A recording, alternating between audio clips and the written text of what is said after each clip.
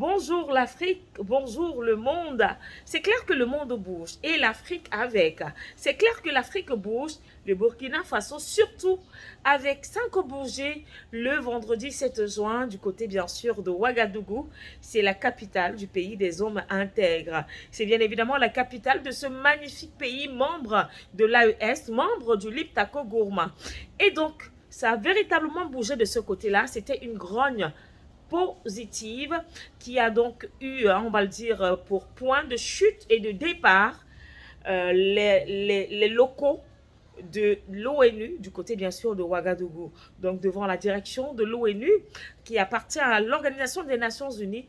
Ils sont venus de tous les bords de la capitale et je parie même qu'il y en a qui sont partis de Bobo Dioulasso pour justement prendre part à ce grand rendez-vous de manifestation pour dénoncer justement les fausses accusations portées contre l'armée et les VDP par l'Organisation des Nations Unies, qui accuse l'armée et les VDP d'être à l'origine justement des exactions commises ça et là sur les populations burkinabées. C'est-à-dire, moi-même, quand j'ai suivi cette information, cette actualité, je me suis dit, les VDP, les volontaires là. Donc, ils sont volontaires pour tuer encore les populations. Dans l'armée, les forces de défense, qui tous les jours nous donnent des bilans.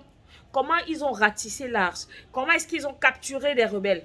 Donc, ce sont ces mêmes, selon l'ONU, selon l'ONU, je préfère le dire, Organisation des Nations Unies. Donc, c'est cette armée-là qui commet des exactions sur les civils. Adama, on peut faire ça. On peut sortir gros mensonges comme ça. Alors, les populations burkinabées qui vivent au Burkina Faso sont sorties pour dire stop, ONU, arrête. Il y en a assez de vos mensonges. Ils ont manifesté devant les locaux de cette organisation mensonge. C'était donc vendredi 7 juin.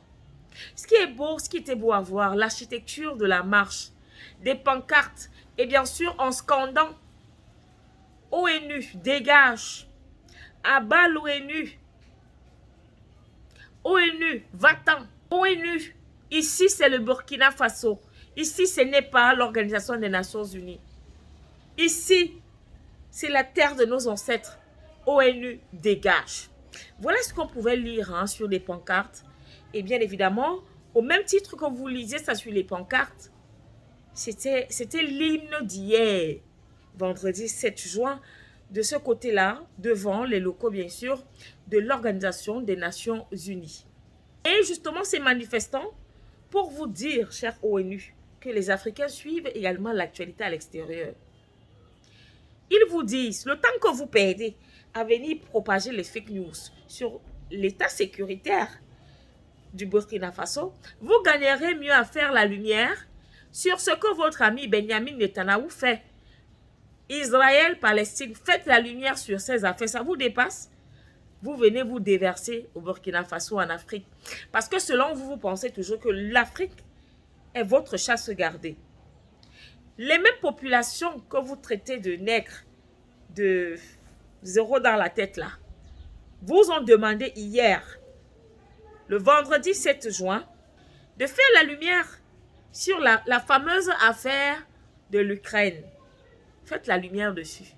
Et moi, je vais ajouter que nous allons faire la lumière sur le fait que vous acceptez dans vos rangs un président qui est illégitime depuis le 20 mai 2024. Je parle bien sûr de M. Volodymyr Zelensky, qui a été invité à un anniversaire 80 ans célébré par la France, le débarquement en Normandie. Mais quand c'est nous qui célébrons les nôtres, ça ferait problème.